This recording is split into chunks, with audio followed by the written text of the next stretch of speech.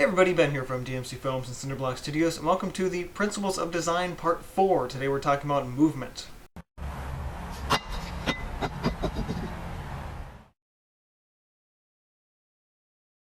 So if you haven't already seen the previous video where I talked about emphasis, you should check that out here before we discuss movement, because emphasis and movement really go hand in hand. So when thinking about a 2D image, specifically a drawing or a painting, what is exactly movement and visual movement in that image? Visual movement uses the elements of design in a certain pattern to lead your eye around the piece, seeing some parts before you see others. It begins with a point of emphasis that targets a viewer to a specific person or place. Then, usually using a line, a viewer's eye is led through different events and places, just telling a story.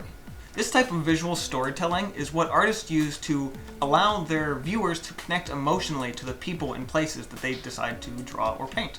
Now let's take a look at a few famous examples of how other artists have used movement in their work. Now our examples for today are going to come from a lot of Romanticism, and I should note that two of the artists' names I cannot pronounce and I will not try. I'll just have a little thing listed on the bottom of the screen there for you. So our first example, the Entombment of Atala. This piece is a really great example of both emphasis as well as movement. You'll notice the strong lighting on the main figure here.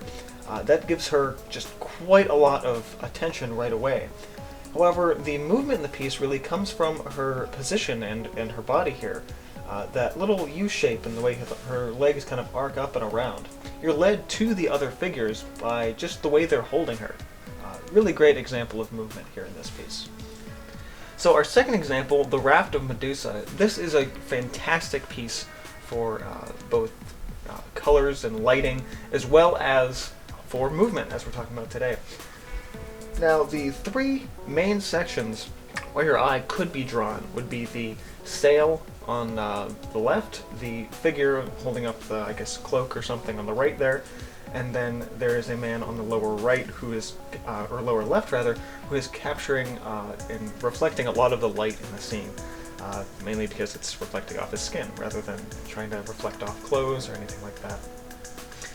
Between these 3 points, your eye is usually led down to the center and then back up to the figure on the right.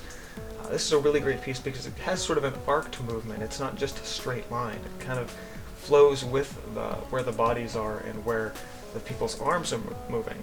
A lot of times in movement, especially in romantic art, you're looking at where the arms of the person are going to create a lot of movement in a piece. So if you're looking to do specifically guide the eye of your viewer, consider, and of course if you're using people in your work, consider the movement and the direction of a figure's arms, because that can really go into really kind of lead the eye around the piece, and it certainly does in this piece as well. Now, this guy I can pronounce, Francisco Goya, The Execution of May 3rd, 1808. This piece is a little more simple than our last one, but it's still a really great example of movement as well as emphasis, as we talked about last time around.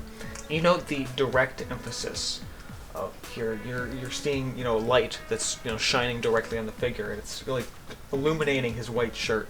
It's like that is definitely where your eye is drawn. But as we talked about just in the last example, that arms can really show movement, especially when you're dealing with a crowd of people or a group of people. This figure's arms are up and extended outward, but also sort of pointing down ever so slightly. They're not straight up, which would kind of distract from the piece a little bit, at least in my opinion. With his arms sort of up and to the side a little bit, it's kind of pointing you out and around to the other figures. Your eye is then probably led off to the left first. That's where a little more of the light is reflecting.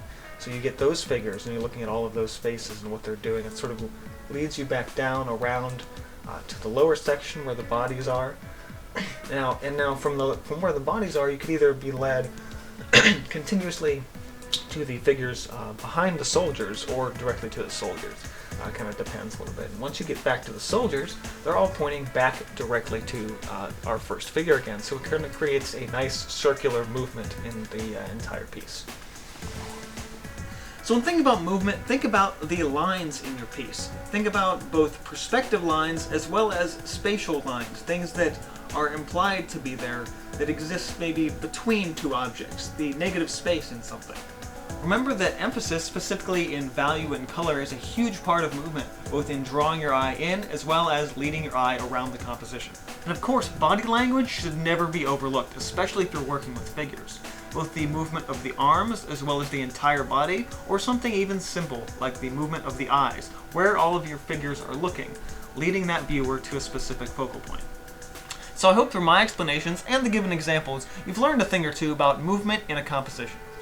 If you're ever lost in our journey through the principles of design, be sure to check the link in the description box below for the Elements and Principles of Design playlist so you can watch this series in its entirety.